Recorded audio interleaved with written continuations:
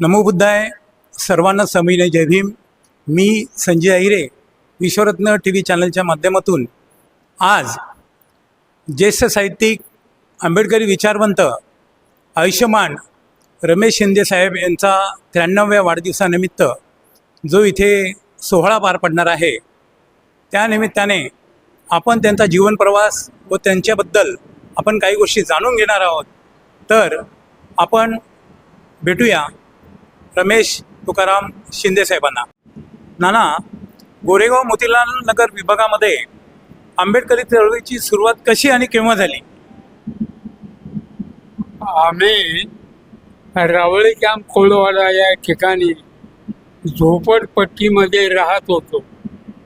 1961 मध्ये आम्ही रावळी कॅम्पहून मोतीलाल नगर नंबर 1 या ठिकाणी आलो आणि आल्यानंतर जवळजवळ 1600 लोक या ठिकाणी आलो आणि आल्यानंतर काहीतरी कार्यक्रम करायला पाहिजे, आंबेडकरी चळवळ या ठिकाणी सुरू करायला पाहिजे.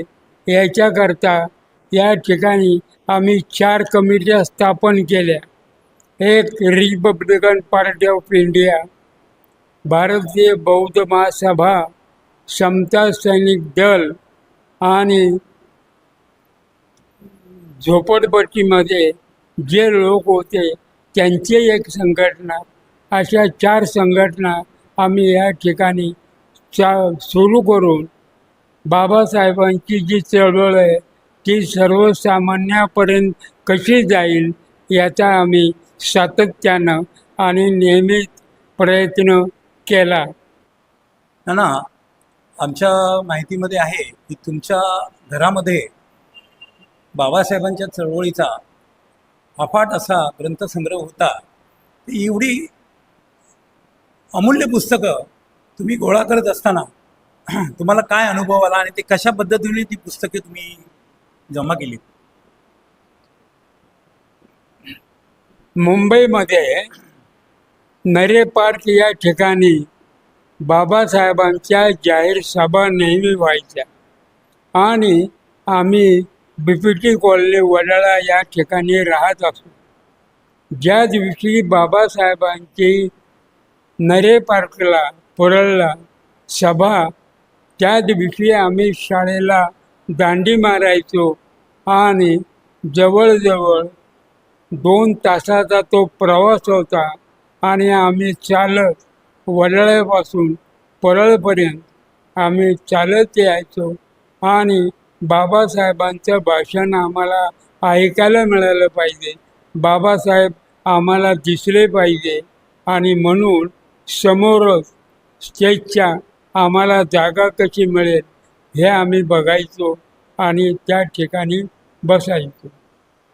हे सगळं घडत असताना बाबासाहेबांचे विचार ऐकून बाबासाहेब एवढे विद्वान कसे झाले, एवढे मोठे कसे झाले, जागतिक कीर्तीचे कसे झाले, तर केवळ ग्रंथ वाचनामुळे बाबासाहेब एवढे मोठे झाले.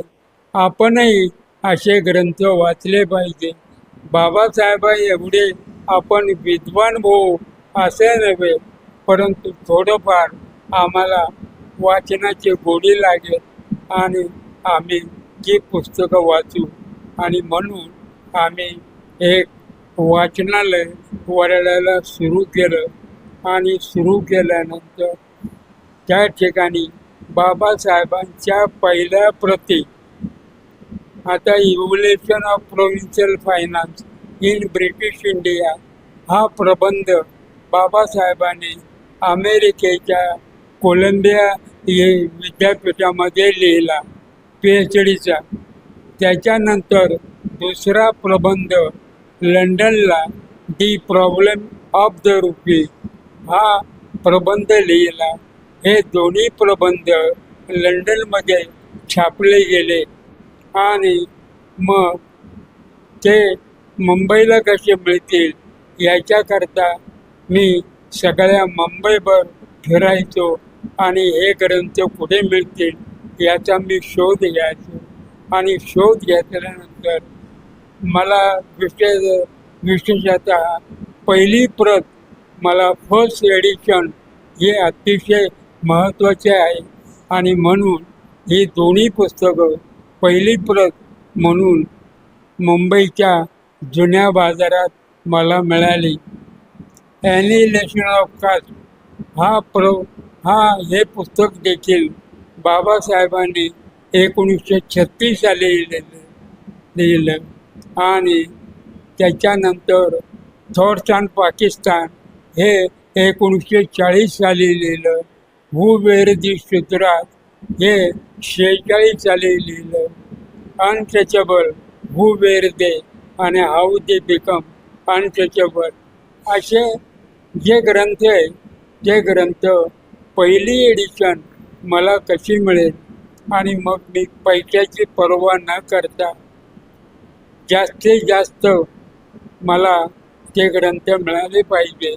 पैसे किती जातात हा भाग माझ्या दृष्टीनं महत्त्वाचा नव्हता, परंतु या पहिल्या प्रती मी जमा केल्या आणि वाचू लागलो. इतरांना देखील, माझ्या मित्रांना देखील ते ग्रंथ मी दिले, तुम्ही वाचा आणि बाबासाहेबांनी आपल्या आयुष्यामध्ये काय काय केलं, कुठले ग्रंथ लिहिले याचा शोध तुम्ही घ्या आणि त्याप्रमाणे तुम्ही अभ्यासाला सुरुवात करा. नाना, आजच्या विज्ञान युगामध्ये तरुण पिढी आता एक डिजिटलमध्ये मोबाईल किंवा सोशल मीडियाच्या माध्यमातून ते पुस्तकाचं ग्रहण करतात किंवा ते वाचन करतात. तर अशा परिस्थितीमध्ये जी मॅन्युअल पुस्तकं आहेत ही मुलांसाठी किती महत्त्वाची आहे त्याबद्दल तुम्ही काही सांगू शकाल का?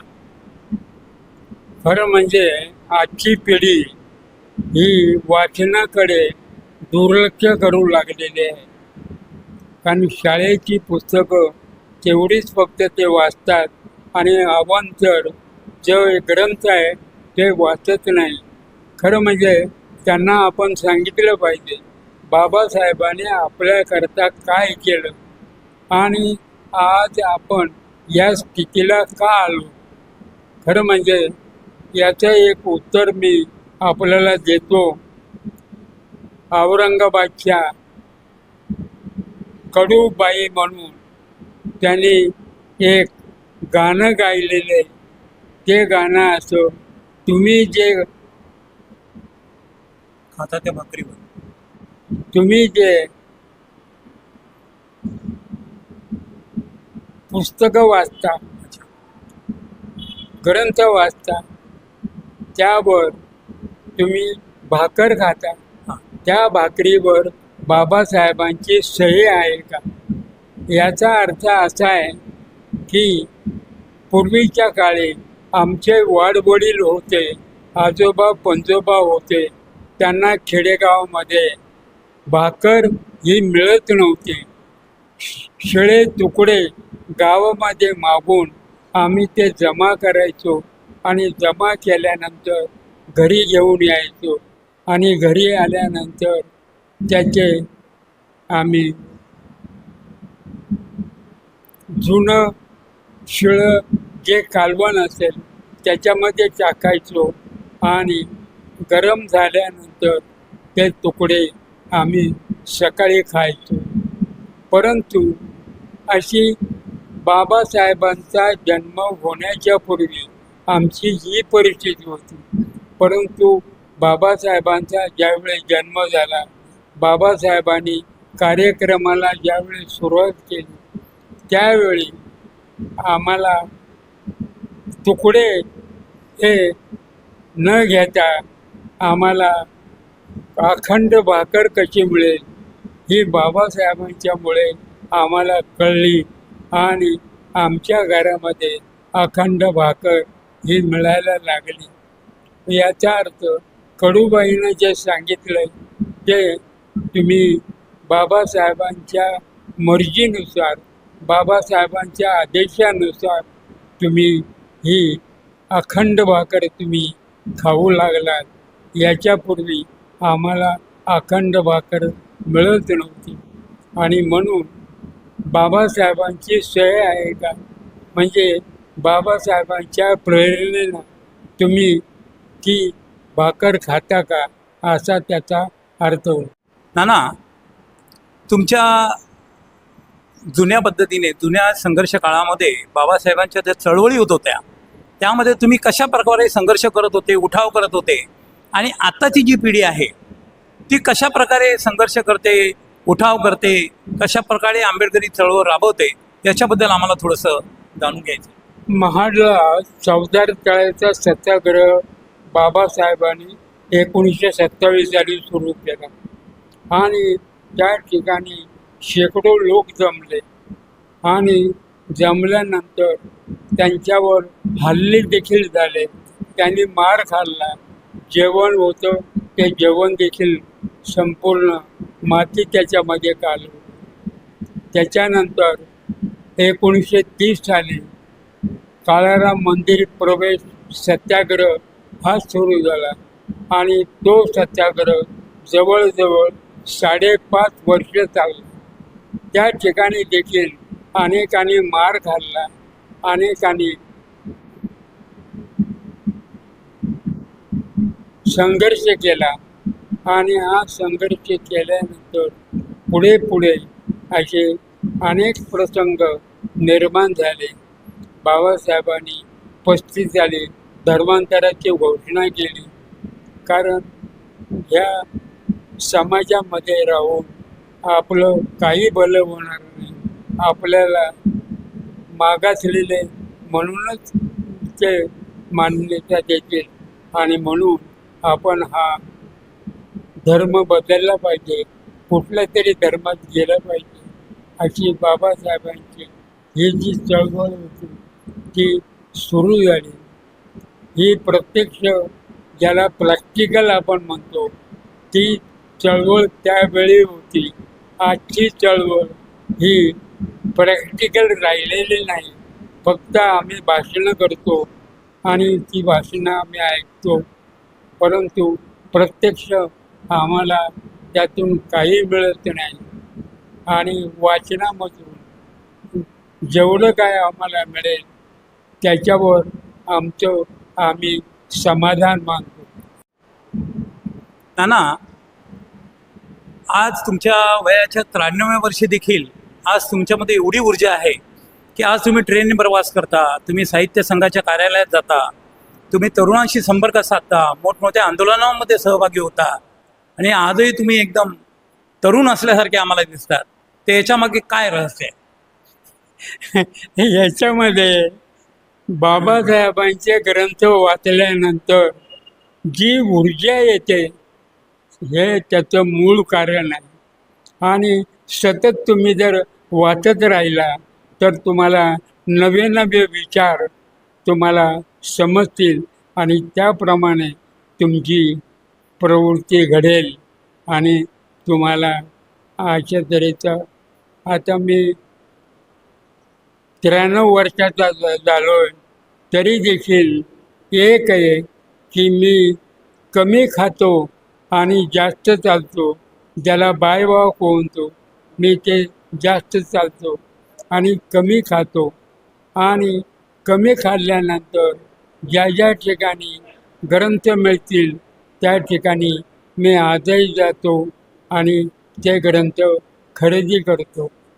खरेदी करत असताना कुठले काही कार्यक्रम जर असेल तर तो कार्यक्रम मी टाळत नाही. त्या कार्यक्रमाला मी जातो आणि त्या कार्यक्रमामध्ये सहभागी होतो.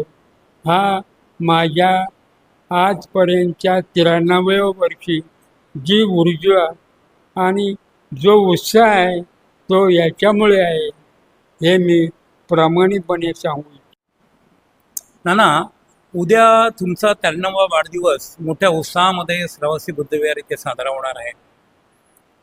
त्या निमित्ताने आपण ही जी मुलाखत घेत आहोत विश्वरत्न TV चॅनलच्या माध्यमातून, तर आम्हाला जाणून घ्यायचं आहे की येणाऱ्या तरुणांसाठी तुम्ही काय संदेश द्याल?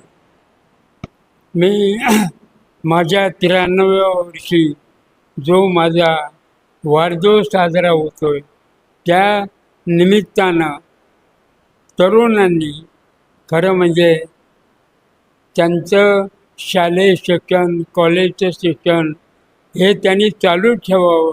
परंतु त्याबरोबर जे अवांतर ग्रंथ आहे मग ते बाबासाहेबांचे असतील, शाहू महाराजांचे असतील, ज्योतिराव फुलेंचे असतील, ते ग्रंथ आपण वाचले पाहिजे आणि वाचून त्या ग्रंथामध्ये काय सांगितलं आहे याचा प्रत्यक्ष आपल्याला कृतीमध्ये काय करता येईल का, हे जर तुम्ही केलं तर निश्चित तरुणांना त्याच्यापासून स्फूर्ती मिळेल आणि तो फरक आपल्याला जाणवेल. नाना, तुम्हाला उद्या होणाऱ्या 93व्या वाढदिवसानिमित्त हार्दिक शुभेच्छा. नाना, आज तुम्ही वेळात वेळ काढून आम्हाला जी विश्वरत्न टी व्हीच्या माध्यमातून जी मुलाखत दिली त्याबद्दल तुमचे खूप खूप धन्यवाद आणि तुम्हाला जय भीम. मित्रांनो, आत्ताच आपण ज्येष्ठ विचारवंत आणि साहित्यिक रमेश शिंदे यांची मुलाखत घेतली. त्या मुलाखतीमध्ये आम्हाला असं आढळून आलं की त्यांच्या घरी निवासस्थानी त्यांच्याकडे बाबासाहेबांची दुर्मिळ छायाचित्र, बाबासाहेबांची हस्तलिखितं, इव्हन बाबासाहेबांच्या फिंगरप्रिंट देखील ओरिजिनल मूळ प्रत त्यांच्याकडे आहे. तर आपण त्यांच्याकडूनच जाणून घेऊया की त्यांच्याकडे हा संग्रह कसा आणि कशा पद्धतीने त्यांनी तो मिळवला. हा संग्रह मी संपूर्ण भारतभर फिरतो आणि भारतातल्या बऱ्याच लोकांना माहीत आहे का रमेश शिंदेकडे फार दुर्मिळ संग्रह बाबासाहेबांचा आहे. आणि त्यामुळे त्यांच्याकडे जी मूळ पत्रे बाबासाहेबांची मराठी इंग्रजी ते आमच्याकडे ठेवून काय त्याचा उपयोग आहे. तुम्ही घेऊन जा, तुमच्याकडे अनेक लोक येतात. माझ्याकडे इंग्लंड, अमेरिका, जर्मन, जपान इथले विद्यार्थी येतात PhD करण्याकरता बाबासाहेबांवर. आणि त्यांना मी हे ग्रंथ आणि हे डॉक्युमेंट हे त्यांना दाखवतो आणि त्याचा उपयोग ते देखील करतात.